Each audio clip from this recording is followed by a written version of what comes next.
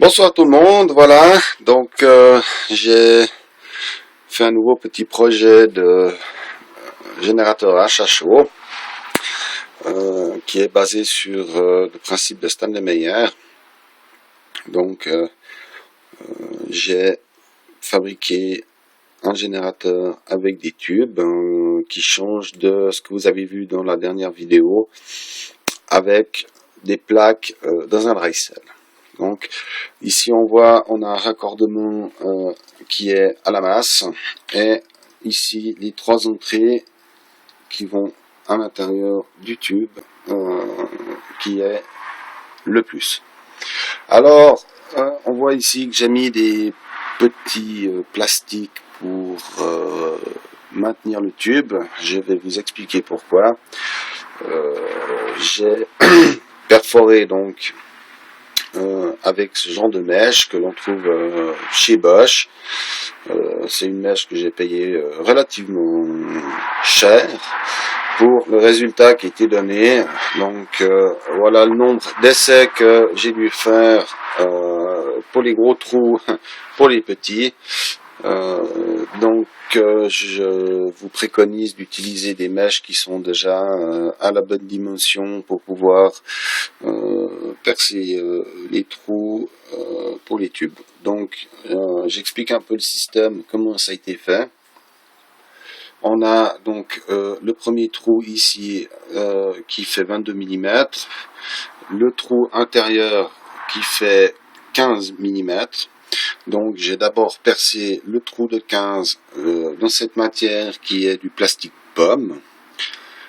C'est une matière plastique qui est relativement agréable à travailler, elle est relativement dure, mais qui se laisse facilement percer, usiner, sans aucun problème. Donc c'est vraiment un plastique que je vous conseille d'utiliser, qui est relativement très cher, hein, en tout cas pour nous les Suisses, une fois de plus, très certainement qu'il y a d'autres matières moins chères, mais en tout cas celle-là, elle est réellement utilisable et pas très chère.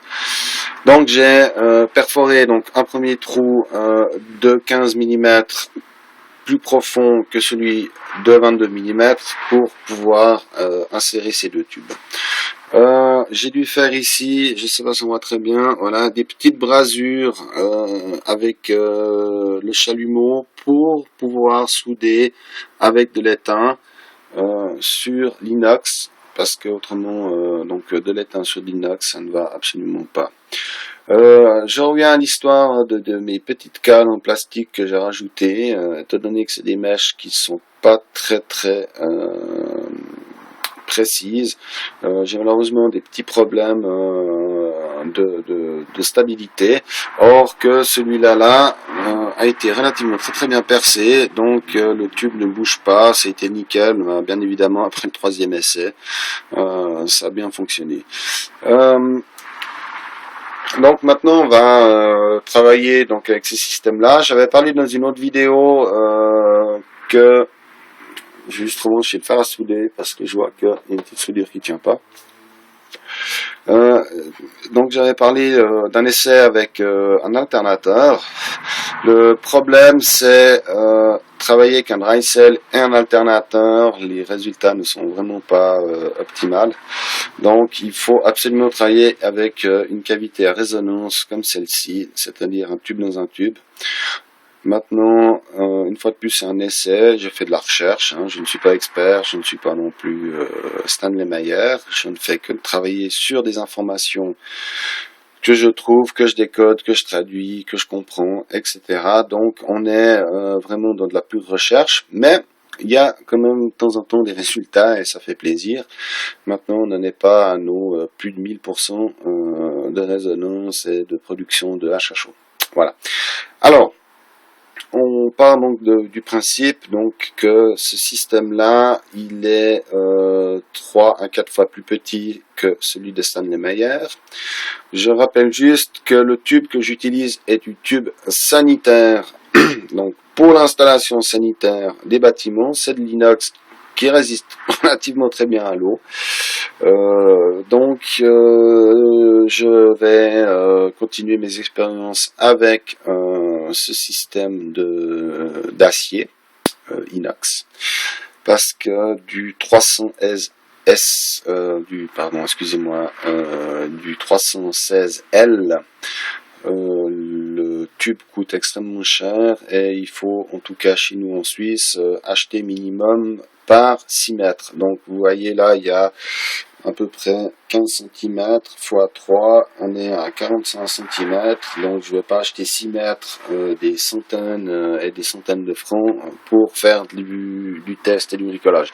Le jour où je tomberai sur la solution, je mettrai même des milliers de francs, il n'y a pas de problème, pour vous démontrer que le achat chaud est une réalité.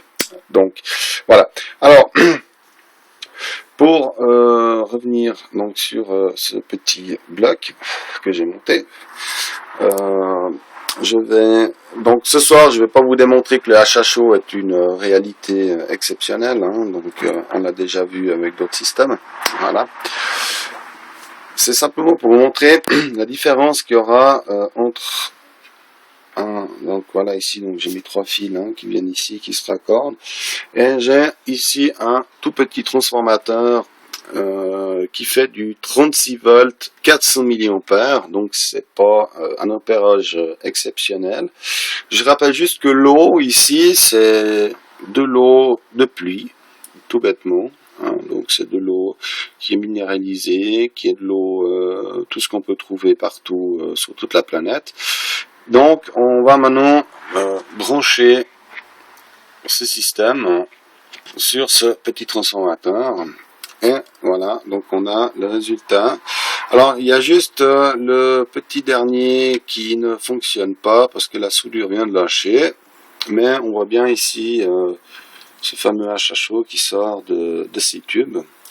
Alors c'est clair que c'est pas exceptionnel, ça mousse bien, mais on n'a encore pas quelque chose qui produit plus que ce que ça consomme, parce que on est avec du courant continu, tout ce qu'il y a de plus bête. Alors on va dans les prochaines vidéos, donc je vous avais parlé de l'alternateur. Maintenant, en ayant étudié un petit peu Stanley Meyer et son principe d'alternateur modifié, etc., je pense pas qu'on est sur la bonne voie. J'en ai démonté un ou deux, j'ai fait des tests, on n'est pas sur quelque chose qui est réellement intéressant à explorer, donc je pense pas que je vais perdre du temps avec ce système d'alternateur. On va plutôt partir, je vais faire une prochaine vidéo, il faut que je commande un petit peu de matériel électronique.